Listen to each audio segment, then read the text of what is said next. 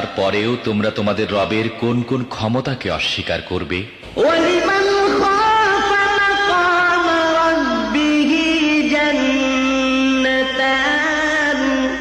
আর যারা তাদের প্রভুর সামনে হাজির হওয়ার ব্যাপারে ভয় পায় তাদের প্রত্যেকের জন্য দুটি করে বাগান।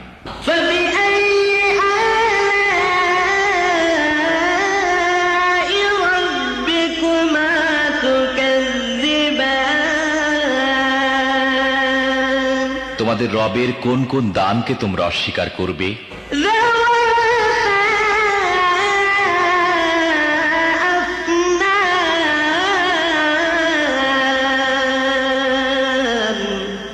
তরতাজা লতা পাতা ও ডালপালায় ভরা।